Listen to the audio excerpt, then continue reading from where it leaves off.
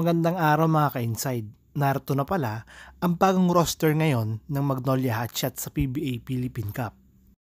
Umpisan natin sa kanilang mga point guards. L.A. Tenorio, ang bagong playing coach ng Magnolia Hotshots, 5'9", 152 pounds, 41 years old. Jerome Lastimosa, 5'11", 165 pounds, 27 years old. Mark Baroca, 5'10", 170 pounds, 39 years old. Gab Gomez, ang isa nilang rookie na si 9, 5'11", 175 pounds, 25 years old. Tumungo naman tayo sa kanilang mga shooting guards. Paul Lee, 6 feet, 200 pounds, 36 years old. Peter Alfaro, 5'11", 186 pounds, 25 years old.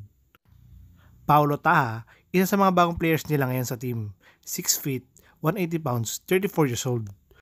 Ayon nga sa insider ito mga ka-inside, ay itong si Coach L.A. Tenorio ay balak nga dokwanin ang free agent na si Terence Romeo.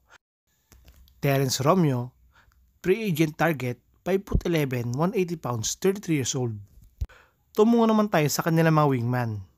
Rom De La Rosa, 6'3", 185 pounds, 34 years old.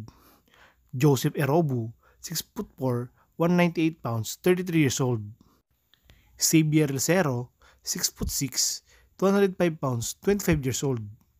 At narito naman ang kanilang mga power forwards. Aras Dionisio, 6'4", 195 pounds, 30 years old. Russell Escoto, 6'6", 200 pounds, 32 years old. Javi Gomez de Riaño, ang isa ng bagong player sa team, 6'3", 193 pounds, 27 years old. At last but not the least, ang kanilang mga big man. Ian Sanggalang, 6'7", 212 pounds, 33 years old. James Laput, 6'10", 245 pounds, 29 years old. Yuken Andrada, ang isa na lang rookie ngayong PBA 58 season, 6'6", 210 pounds, 24 years old.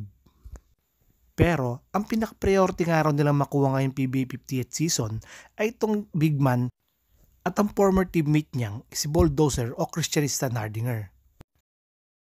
Christian Stan Hardinger, ang pinaka-main target ngayon ng Magnolia Hotshots na makuha, 6'8", 220 pounds, 36 years old.